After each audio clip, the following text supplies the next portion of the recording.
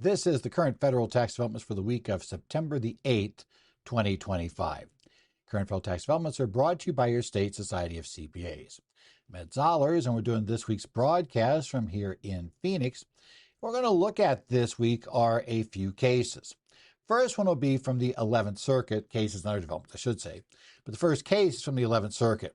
This is going to be a gross valuation misstatement penalty in a conservation easement case.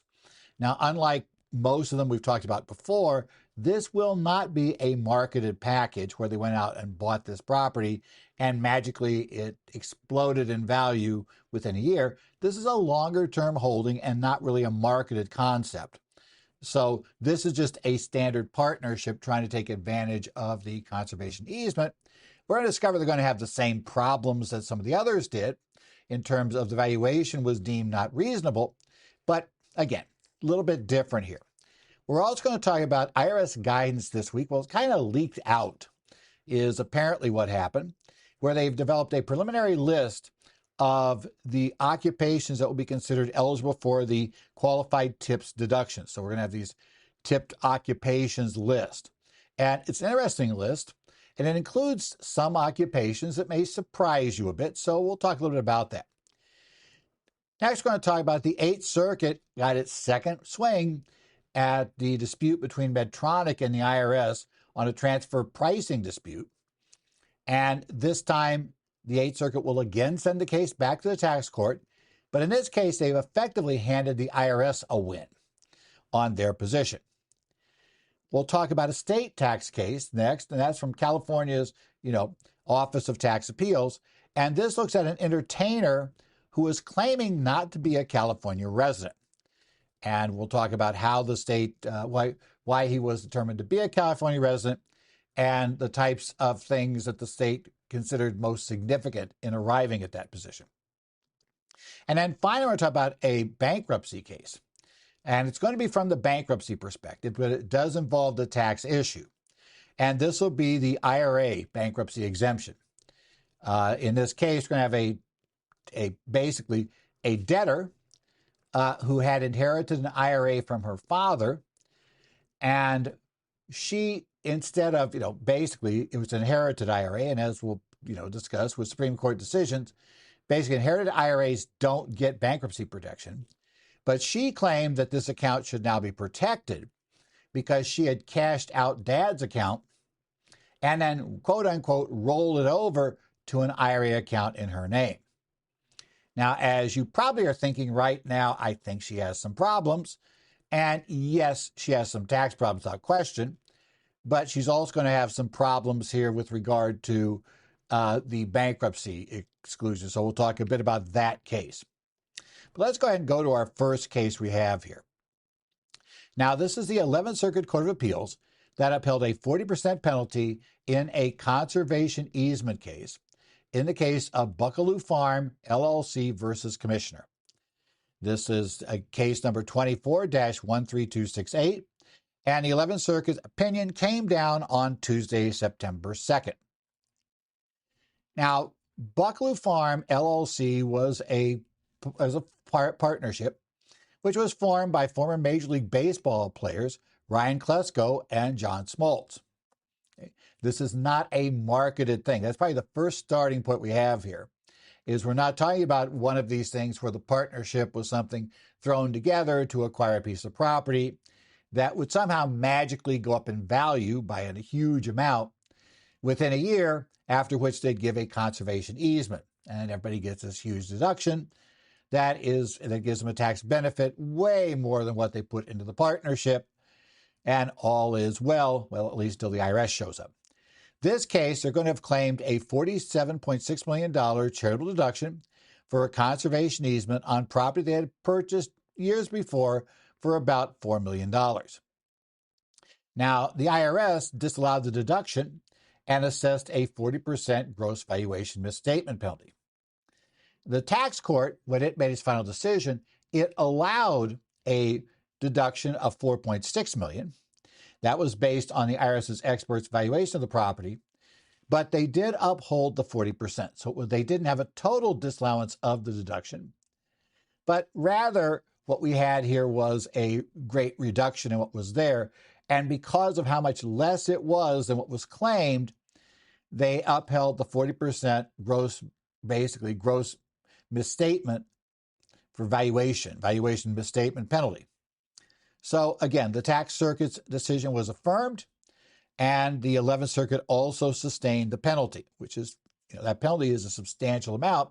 And as we've discussed before, that is a penalty that cannot be waived for reasonable cause. So it doesn't matter if our players sought and obtained competent, advice, and they were advised that that particular amount was, perfectly acceptable, and they had no reason to believe it wasn't right. They still can't get out of that penalty, right? That particular penalty does not have reasonable cause exception, which is a big thing to remember whenever you have a client looking to get into that sort of thing. It's like, well, that's great, but if you lose it, you're not just out the tax. You're going to basically pay the tax and an additional 40% on top of that, because it doesn't matter that you sought advice, did everything in theory that you should have done. That they're wrong. They're wrong. They're found to be wrong by enough so that you overstated your deduction by a significant amount. And again, in this case, we're talking about they overstated it by effectively 10 times. That's way over the limits for getting the max penalty. You end up with a 40% penalty. If it's not quite as aggressive, you get a 20% penalty. So if it's 200%. As I recall, it's 200% is the 20% penalty. So if the actual value claimed is 200% of what is more than 200% of what is determined to have been the real value, then you get the 20% penalty. If it's determined it's more than 40% of the actual value allowed, that's when you get the 40% penalty. So again, you could, let's say your benefit from this was whatever that number might be, $20 million was your benefit. You're going to pay not just $20 million plus interest. You're going to pay $28 million, right? You're going to pay basically 40% additional. So effectively your tax goes from 2028. So yes, there is something to lose aside from the interest by undergoing this transaction. So clients need to understand that about the risks of these transactions where the valuation maybe seems a little high. You might want to do it. And by a little, I don't mean just a little. It seems like quite high. We'll get into that. So let's kind of take a look at this case and what was going on. Right. So the taxpayer's valuation said that before it was given, and what you do it before and after when it's a conservation easement. What's the property worth right now with no easement on it?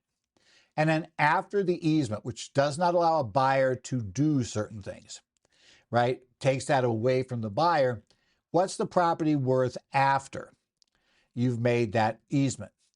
Now, the problem fundamentally that begins to be why these don't sound good when the numbers are so big.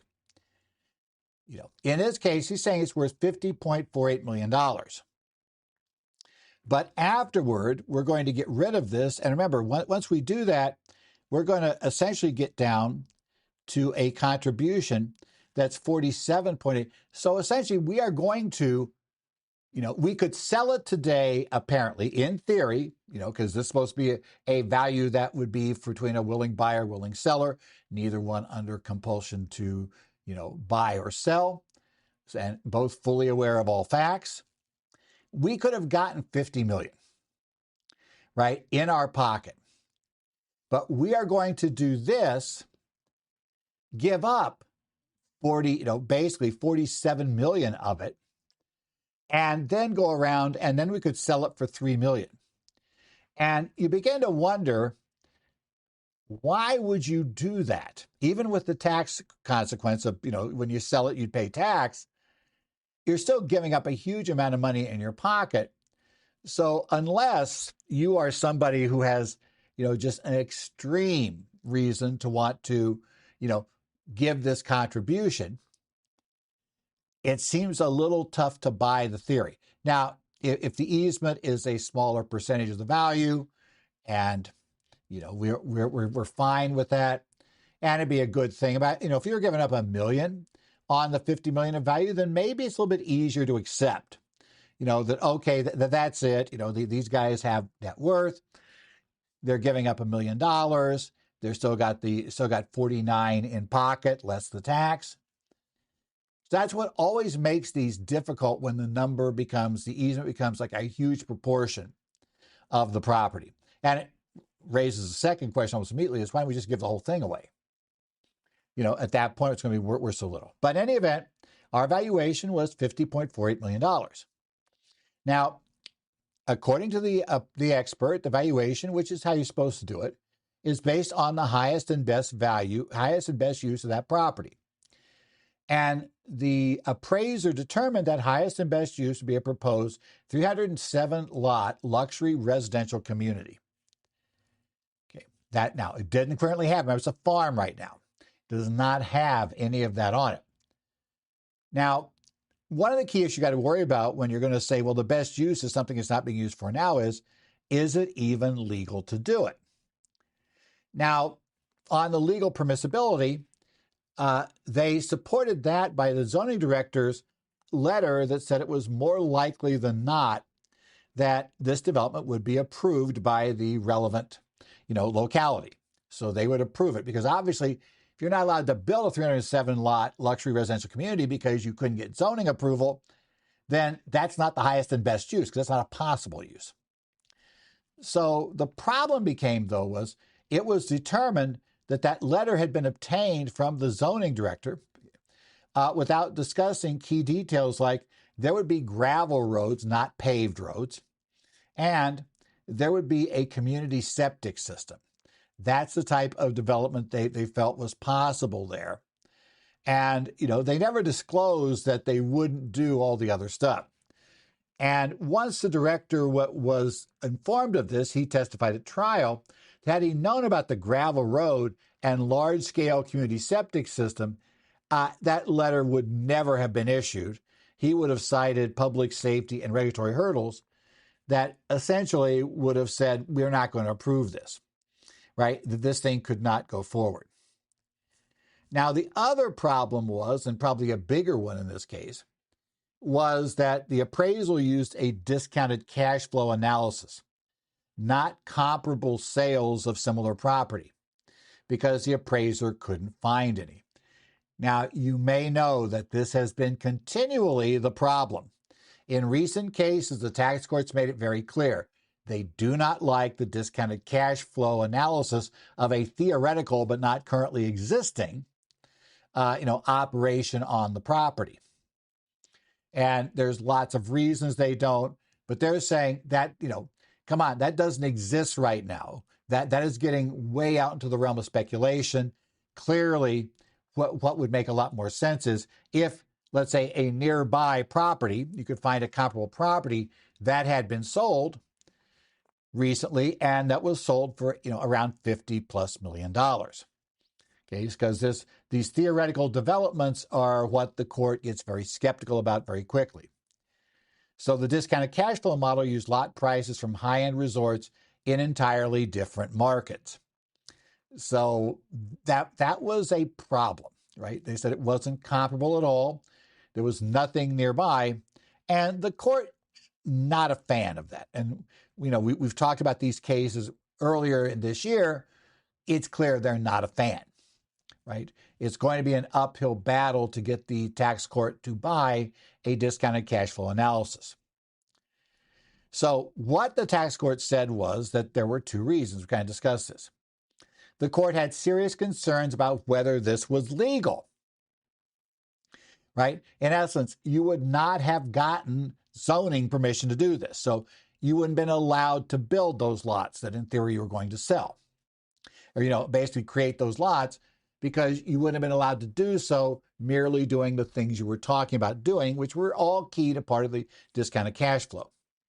And even if it was legally permissible, the second problem was that the valuation was not financially credible. The IRS experts did identify comparable sales that they could tie much closer to the local market. The tax court found those much more persuasive.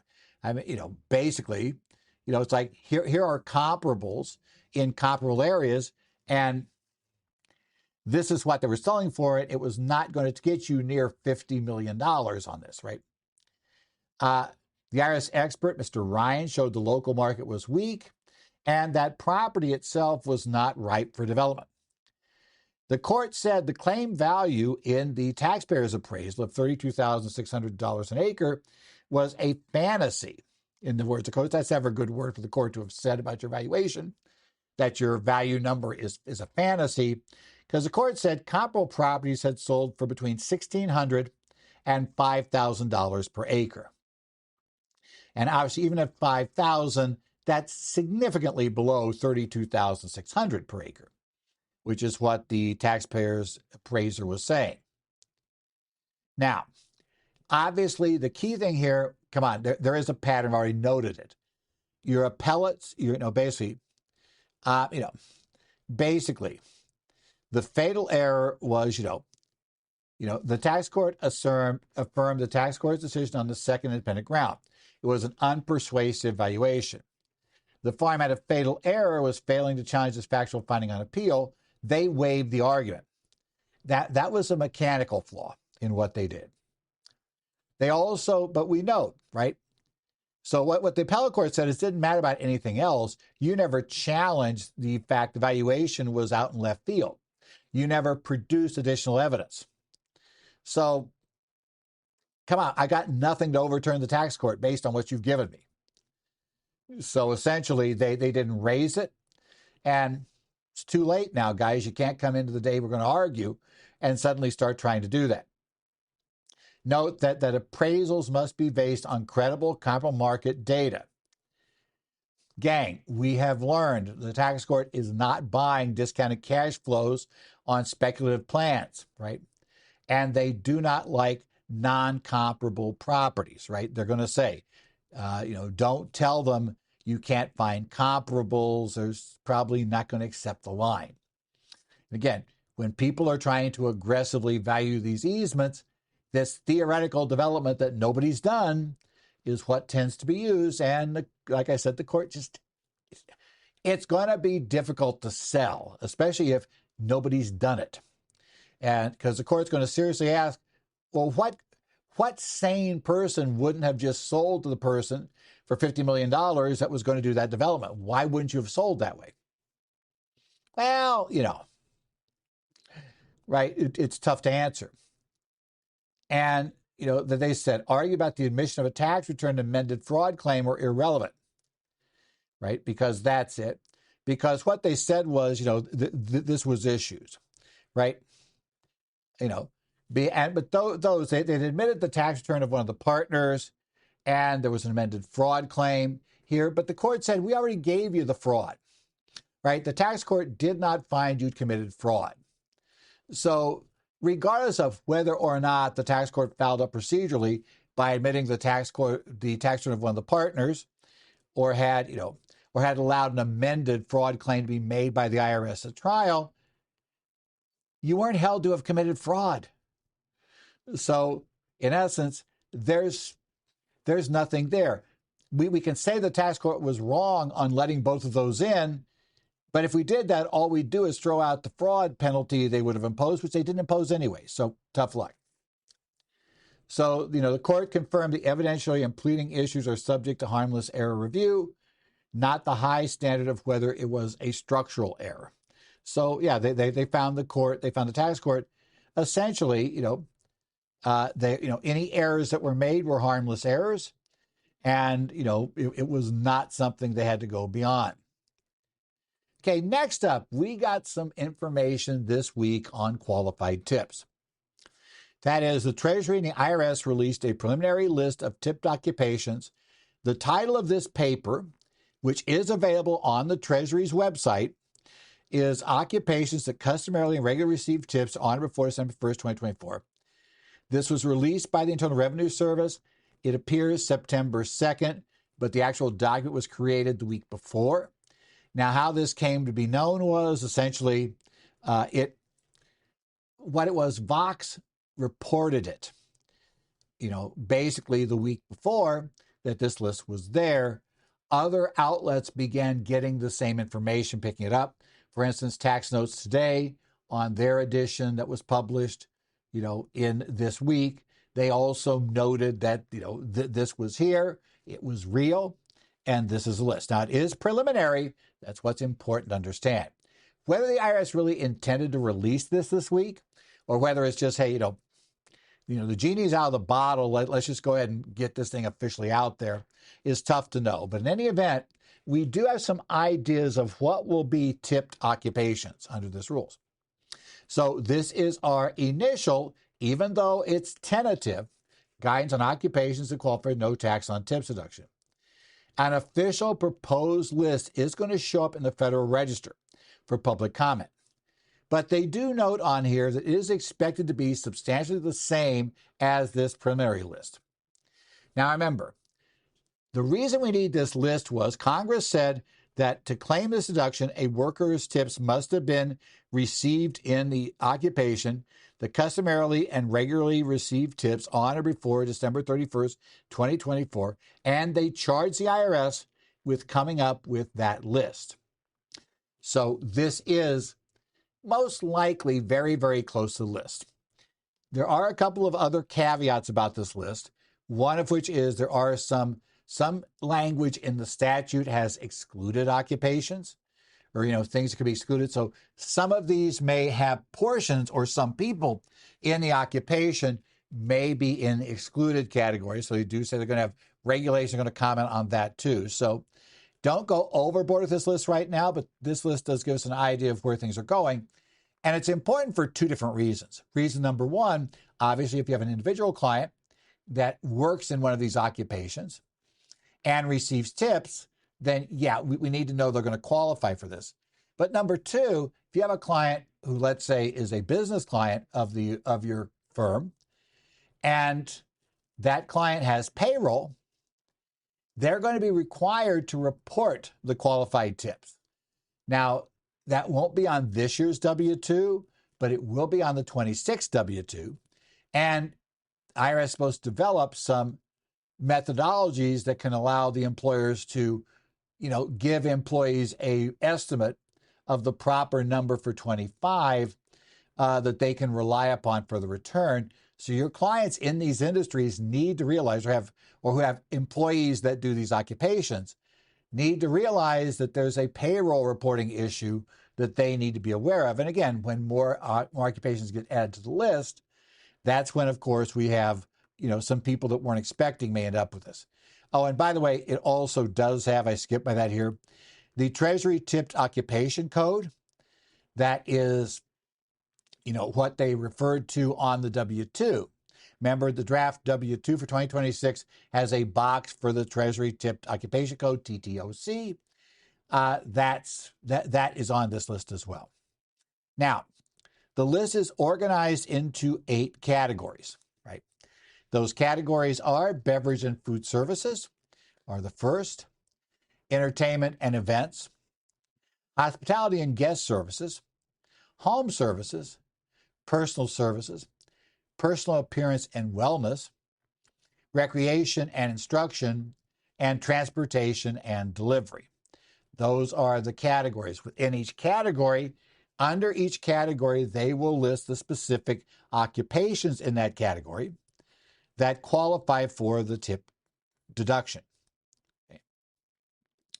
Now, this list was developed by referencing and modifying the 2018 Standard Occupational Classification SOC system to better reflect which specific jobs, basically receive tips. So they use that guide, which I believe is Department of Labor runs that one, and they use that and then work from there. Now, the department, the OBB, basically Act itself carves out certain fields. Tips received in the following trades or businesses are not eligible for the deduction, regardless of custom, and that includes health, performing arts, and athletics. This is where it's going to get a little more interesting because it appears, the IRS says, this list includes some occupations where certain of those who might fall into that category are going to nevertheless have overlap with the barred categories. And there's going to be guidance about that in the proposed regs, right? So there's going to be additional additional guidance in the future. So let's talk about what some of these occupations are. And I do suggest you download the list. We do have the link. It's basically in our, we should have the link. It is inside, it's on the website. So you want to go to our website, currentfalltaxdevelopments.com, go to this article about this. You'll find it. You can probably search for it now, too, under that title. Occupation that customarily and regularly receive tips on or before December 31st, 2024. At the time I wrote up the document we're using today, or the PDF, that had not been posted on the IRS website. Finally, we found the link internally where the website had it, so I didn't just have the copy I had read off of tax notes. So that's where you're going to go find that right now. So what are these occupations? Okay. Well, in food service, we have bartenders qualify, wait staff. That basically includes not only in a restaurant, but they have things like a dining car server would qualify. Food servers outside of restaurants, so that means like room service, food service at your hotel, a boat hop, a beer cart server. Dining room and cafeteria attendants and bartender helpers. So that would be people in the back bar, a bar helper, somebody who busses tables. All of those would go. Chefs and cooks are in there. So we could have that. And other food preparation workers, salad makers, sandwich makers, fruit and vegetables parer, kitchen steward. Fast food and counter workers qualify. You're seeing more tips there. So like your barista at Starbucks, there's tips there. Those tips to Starbucks baristas will count for the exclusion, right? Ice cream server, a cafeteria server. Dishwashers. Again, now in a lot of restaurants, you're going to have pool tips and you're going to divide them among all of these service categories. Also host staff, restaurant, lounge, and coffee shop. Maitre d', in this case, a dining room host, and bakers. A baker qualifies as well. So those are in the first category. We also then have for entertainment and events, gambling dealers, your blackjack dealer, craps dealer, poker dealer, roulette dealer, and pit clerk. Also gambling change persons and booth cashiers. If you tip the person at the change booth, right, or the cashier, slot attendants, mutual teller, those can qualify with tips. Also, gambling cage workers, they're casino cashiers and cage cashiers. Casino and sportsbook writers and runners, so the betting runner, a bingo worker, a keno runner, a racebook writer, etc. Dancers. Now, again, this is going to get more interesting because one of the excluded occupations is performing arts. So we're going to get into that. But nevertheless, club dancers and dance artists, musicians and singers. Again, watch out. There's the overlap category here. But instrumentalist, accompanist, lounge, basically a lounge singer, a disc jockey except for radio. So a DJ, a club DJ, but not a radio DJ. Sorry for that.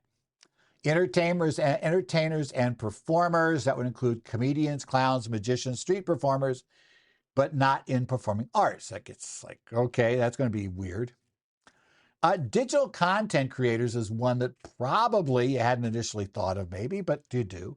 If you're a streamer, online video creator, a social media influencer, a podcaster, in many cases, you've got things like on YouTube, the super chat option, which is essentially tipping the podcaster or the video, the producer. There are various ways that they could do it. So if they get tips, that'll count toward this exclusion. That's interesting. Obviously, subscription revenue would not count, but tip revenue does. That's interesting. That category's there, but it will be there. Also, ushers, lobby attendants, and ticket takers. So that's there. Also, locker room, coat room, dressing room attendants. They're in there. For hospitality services, a baggage porter and a bellhop.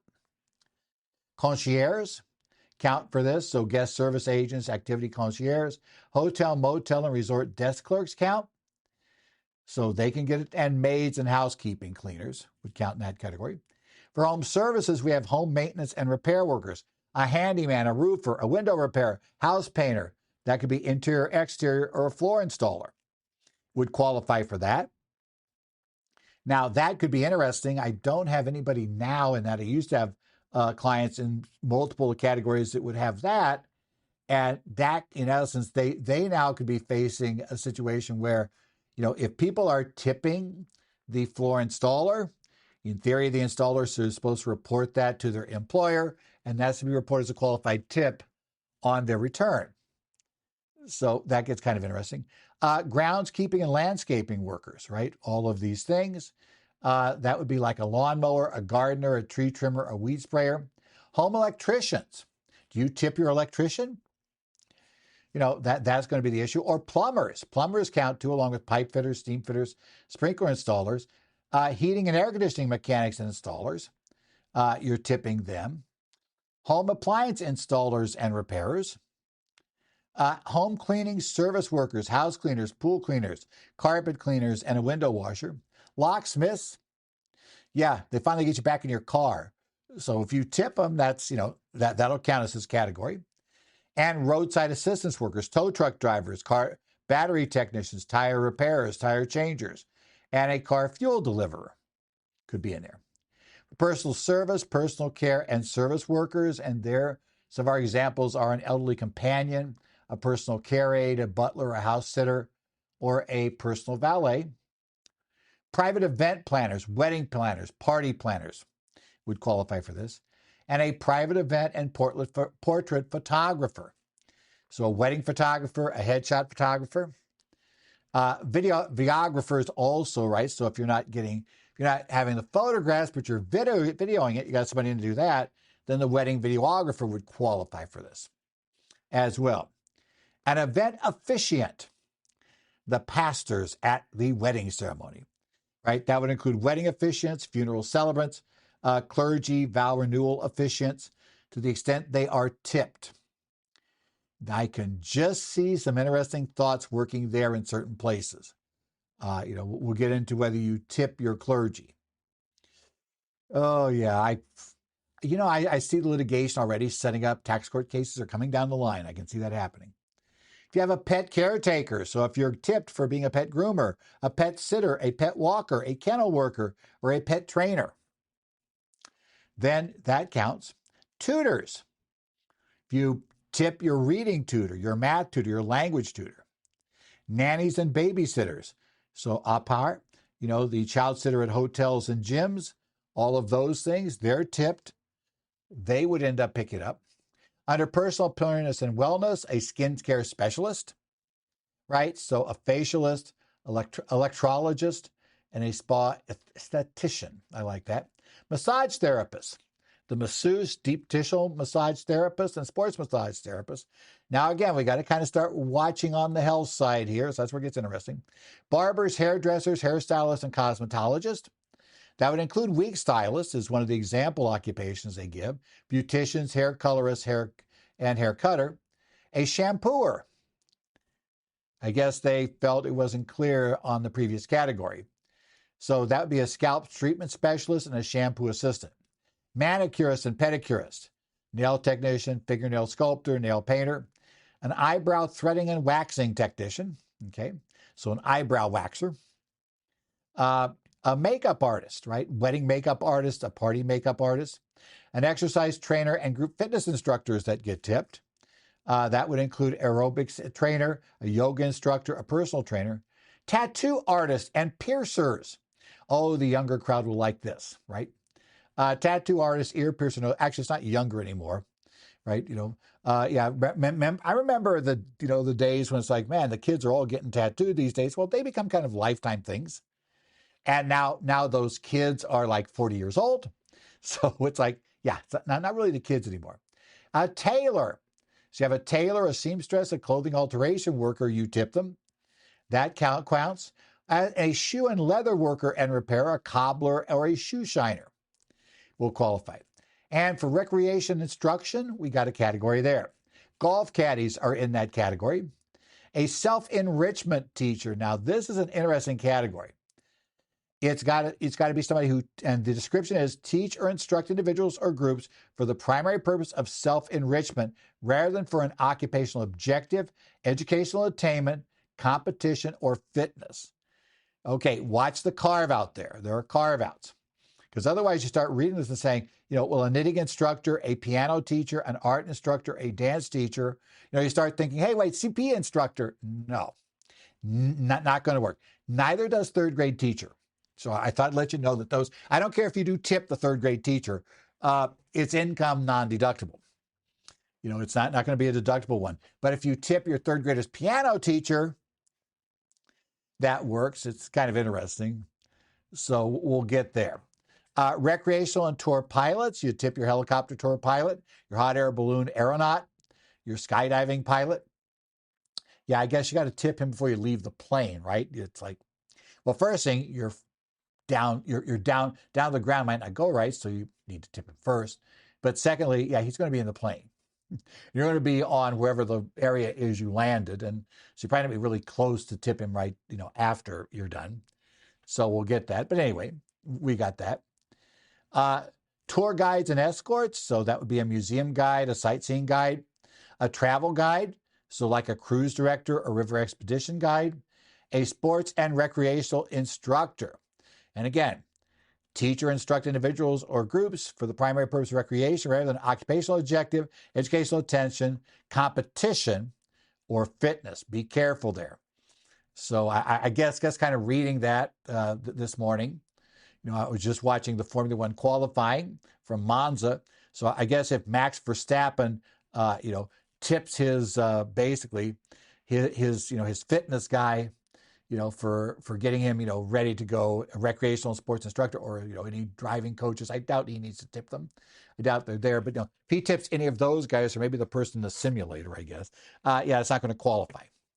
So we'll be there. On transportation. Parking and valet attendants. Okay, makes perfect sense. Parking garage attendant, valet parker would be there.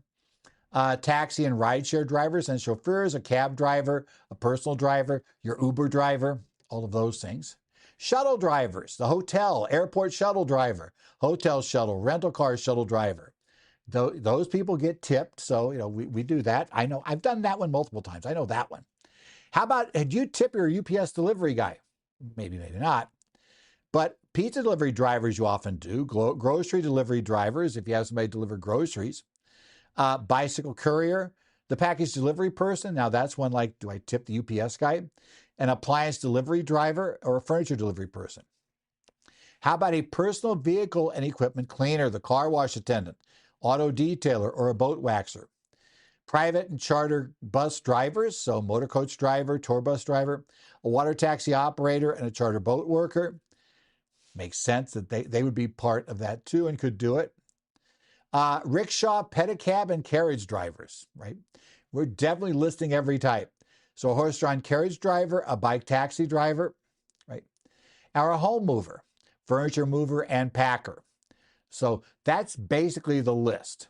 Now, as noted, there is that list of excluded items, right?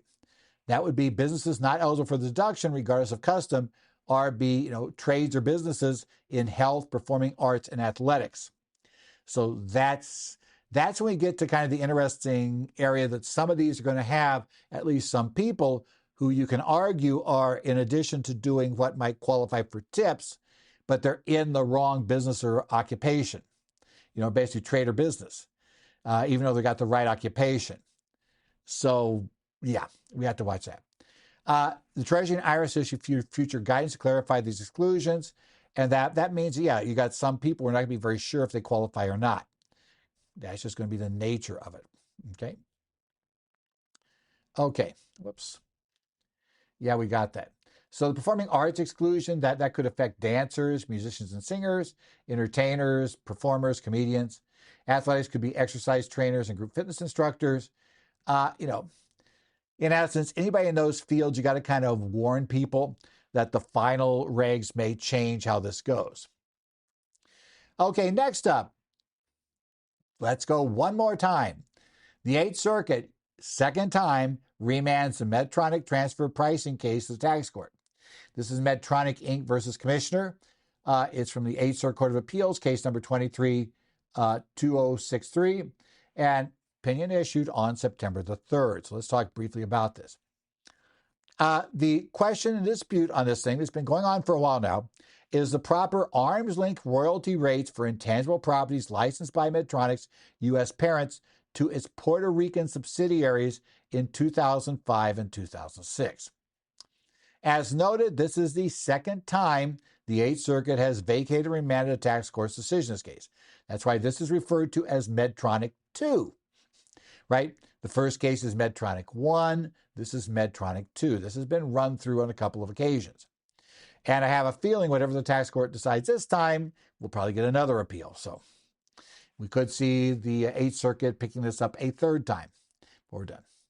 Now, at issue in the appeals was the tax court rejected Medtronic's comparable uncontrolled transfer method, CUT cut method. They adopted the tax court's adoption of an unspecified method proposed by Medtronic and the tax court's rejection of the IRS's comparable profits method, CPM. As we'll discover, the Eighth Circuit will sustain the first rule that Medtronic's comparable uncontrolled transaction method was not proper, but they will reverse the tax court and remand on the last two. In essence, end of the day, they're going to say, in this case, comparable profits method that the IRS came up with is the method that should be used.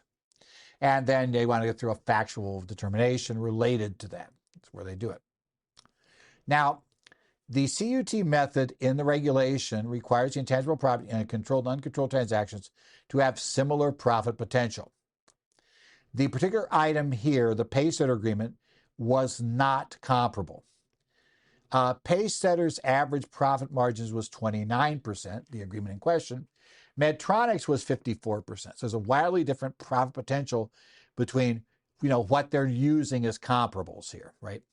So essentially that was very, very different. Also, the paysetter only licensed patents, while Medtronic licensed a full array of valuable IP, including know-how, trade secrets, and regulatory approval. And the court clarified no adjustments basically are allowed. While comparability rules allow adjustments for circumstances, the regulation mandates that the intangible property itself must have similar profit potential. If it doesn't, that is an absolute bar to using this method. So again, basically the comparable uncontrolled transaction method has to have something with similar profit potential, or you cannot use the method. Okay. Now, the tax court had come up with this other method. They kind of invented their own. They use a non-comparable paysetter agreement as the starting point for its analysis. The court said any unspecified method must be based on information from realistic alternative to the controlled transaction. And they're saying, if the base transaction paysetter, which the tax court has held, fails the specific requirements of the method, CUT, it cannot be considered reliable data or realistic alternative. Once you had determined that paysetter lacks similar profit potential, which, by the way, the Eighth Circuit agreed with, basically you couldn't use it to develop an alternative method or an unspecified method. So the court found right away that, tax court, you'd already ruled that this method was not comparable. It couldn't be used for CUT, so you can't go bring it back in when doing this. Rather, the court said that you need to reevaluate the IRS's CPM method. So it said you had rejected it based on incorrect legal standards. The tax court overemphasized product similarity. The Eighth Circuit said that is less critical for the comparable profits method than it is for CUT. The tax court failed to make specific findings on the differences in asset basis or functions like R&D and whether adjustments were possible. The tax court rejected the IRS's proposed adjustment for risk without first quantifying the actual risk borne by Medtronic, Puerto Rico, and the comparables. So the tax court must now make detailed factual findings on these points and apply the correct legal standard for CPM. And I guarantee you, as I said, whatever the tax court decides, one or the other party. And remember, in this case came to the Eighth Circuit because both the IRS and Medtronic appealed the case. Obviously for different reasons, but they appealed the result. So yeah, we're likely to see more things come up in this in the future. If this is an area that you're involved in. I don't do a lot in this area. I do very little in this area, where we're going to work about that for transfer pricing. But if you do, keep an eye on this because, yeah, we're getting more and more things coming in. But as a practical matter at this point, this seems to be a likely win for the IRS. So we'll go down that path. Okay, let's talk about how you determine if you are a resident of the state of California. This is the matter of the Consolidated Appeals of R. Peters, the Office of Tax Appeals, case number 22019-564, opinion released on September the 4th. So this is an entertainer that's been deemed a California resident by the Office of Tax Appeals. Now, let's talk about the basic case here. R. Peters, and they don't normally give first names, so we'll talk about Mr. Peters here. He was an entertainer that even though he's Canadian, he had significant ties to California, Nevada, and Canada. Okay. Now, the Franchise Tax Board had determined he was a California resident for 2012 through 2014. And because of that, they assessed him over $2.1 million in taxes and interest. Now, the taxpayer said, no, I'm domiciled in Nevada. So I'm a Nevada resident, and I only need to pay to California income on my income derived from California sources, which would make a significant difference. And he said, look, I have a Nevada driver's license, I have Nevada business entities, and I do have a home in Henderson. Now, the OTA sustained the Franchise Tax Board determination, finding that he was domiciled and resident in California. We're going to find, while he is correct about those three facts being true, nobody said that they weren't, that he had a driver's license in Nevada, he had business entities that were formed in Nevada law, and he had a home in Henderson. They're saying there are other facts you're not mentioning here that override that pretty quickly. So let's go ahead and look at this. Domicile. Domicile is that weird old common law theory about what is your permanent home. There are many ways to explain it. The best way I've heard explained is it's like, where you are, from, what is home, in the sense that even if you're away from it right now, you ultimately intend to go back there. So that is your domicile. The second rule for domicile is that your domicile, you can only have one domicile at a time. Although remember, when we're dealing with state taxes, that doesn't mean that California and, let's say, North Carolina are going to agree on where you're domiciled if you have links to both. And yeah, we could have different court decisions, so we'll ignore that side. But the one key rule is you cannot give up, if once you're domiciled in a location, you don't give up that domicile until you establish a new one. And the burden generally is on you to establish the new one. But it is a facts and circumstances determination. And what we have here is they found that he was domiciled in California based on two key factors that outweighed his Nevada formalities. His wife and his daughter resided in California homes he purchased for them. The maintenance of a marital or familial abode is a significant factor. It was true that they had separated very shortly after the child was born. And they eventually got divorced. But nevertheless, for these years, he was married and he had a kid and wife who was living in California in a home. The other problem he had, which is a big one, and states do this, they will check these things. His credit card data, he showed he spent overwhelmingly more time in California. 144 days they could establish he was in California based on use of the credit card, versus 13 days in Nevada in 2013. And what they do is simple. Credit card records, if you go ahead, let's say it's your personal credit card, and you take it out and you use it at let's say a dry cleaning establishment, in California, and it was physically present card transaction, then presumably you were there with it, right? And therefore you were in there that day. And so if let's say for a long series of days, we have tons of transactions in California and none in Nevada, well, pretty much establishes that you're in California. And again, 144 days they could establish he was in California through use of the credit card versus 13 in Nevada. That suggests that Nevada was really someplace he was at kind of on rare occasions, not nearly as often as he was in California.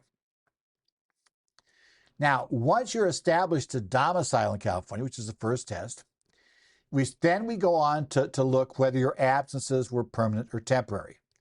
And because that's important. If you're domiciled, if you have a, kind of, quote, permanent absence from California, then you still could be treated as a non-resident. Now, that's an interesting concept, but it is under California law. But they look at closest connections cases to see whether you were really permanently out of California or whether, no, it looks like you're really closer tied to California. And they said the high percentage of physical presence in the state, substantial California real estate holdings, those are way more because he had multiple homes. It's not just a home in Henderson. He had other homes, and those homes, the bigger ones were in California, right? And they were more significant than formalities like getting his driver's license in Nevada. You hear that one all the time. Well, get your driver's license. Yes, get your driver's license in the state you're trying to establish residency in. That's help. That's very useful. You better do it. But it's more going to harm you if you don't than help you if you do, right?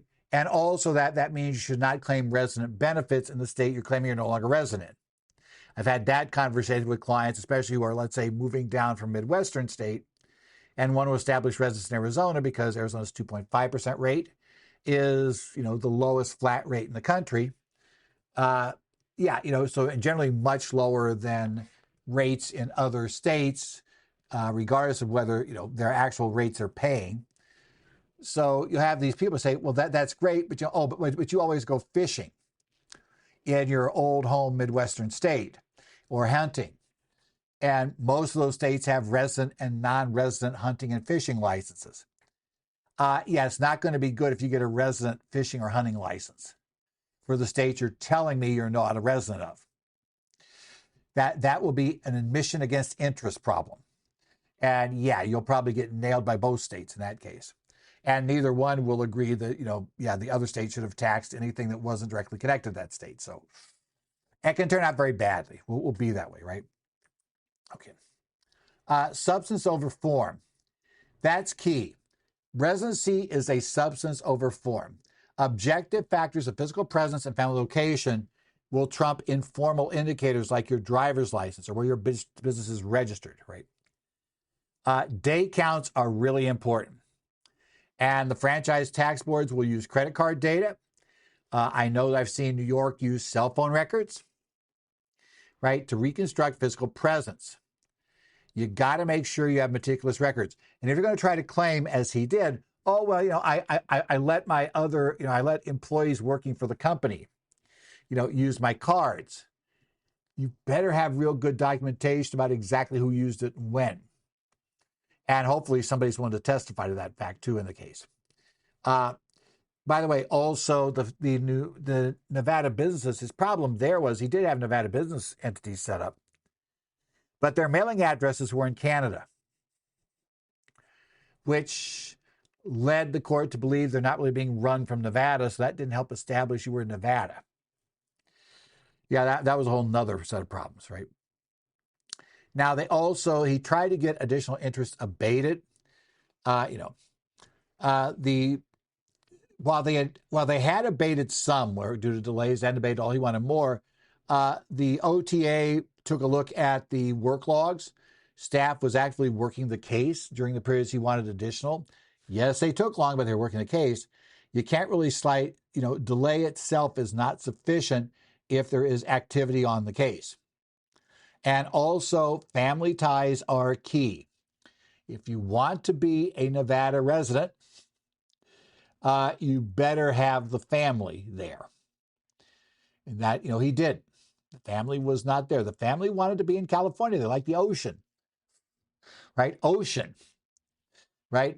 Not much ocean in Nevada. Just saying. So that's also one of the keys. Okay, finally this week, we're going to take a look at a bankruptcy case. This is the case of Farber versus Feldman. This is Stephanie Paula Farber versus Lynn E. Feldman, debtor versus the bankruptcy trustee. This United States District Court for the Eastern District of Pennsylvania, case number 2:22-CV-01817. This is a case taken up to a district court, on appeal of a bankruptcy court's ruling in the area on September 5th. So let's talk about this history here.